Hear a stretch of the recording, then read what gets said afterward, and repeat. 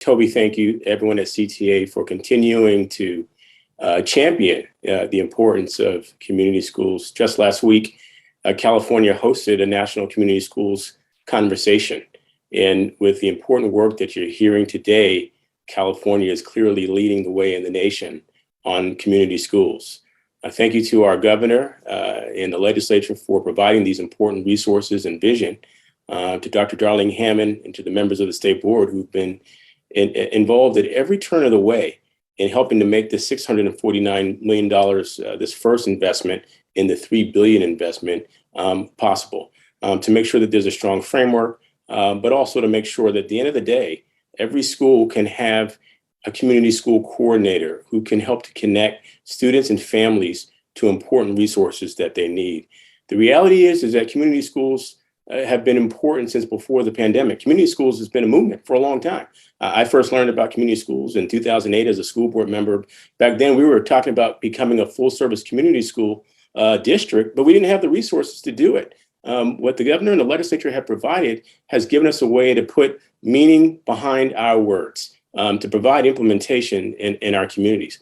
As important as community schools were at that time, we know that since the pandemic, the need for community schools has grown even more. The pandemic itself and the loss of lives and the trauma that many have experienced, the trauma from the impacts of the acts of hate that we've seen, the killing of George Floyd, the spike in hate against the Asian American Pacific Islander community, the attacks and bullying around the nation on LGBTQ plus children. Community schools can't fix everything, but it is an important strategy to help us address what I think is the critical need at this time, addressing the social, emotional learning needs of our students, addressing the trauma that our students have been through.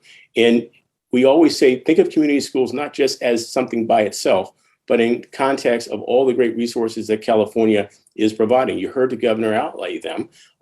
Think about it in connection to a $4 billion mental health strategy that means there's no wrong door for youth to go through, universal meals, universal preschool.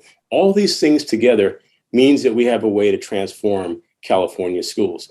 It means that we have access to health resources and mental health resources and social service resources to help students and families who are in need. But it's more than that. It does create a way to transform school climate and to say that we can close the school to prison pipeline, that we will educate and not incarcerate our kids. California, with this significant investment, is leading the way. And we're excited to work with all these partners in this first round of community schools. As you've heard, schools that have 80% students of need represent 80% of those who will receive grants in this allocation.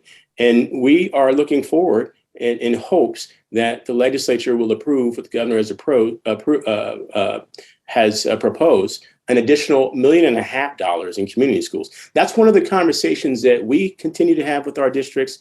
And we know that the UCLA Center and Alameda County will have in their technical assistance role. How do we leverage these dollars to go further? How do we leverage federal dollars like Medi-Cal and other resources to continue to grow the investment? But for now, we hearken towards the future and the passage of this year's state budget to see hopefully the passage of $1.5 billion additional dollars for community schools to continue meeting the need. As someone who's worked on community schools, as a school board member, as a legislator who's advocated for it, and as someone who's trained as a social worker who's done work in our schools around school-based mental health, we know that these are resources that not only address the social needs of our students, but as you heard from President Darling Hammond, address those needs in a way that align with what happens in our classroom and that promotes academic well-being and achievement and success of our students. So thank you to all the partners who are here today, who will be working on a community schools strategy. Thank you to the staff at the Department of Education and the Board of Education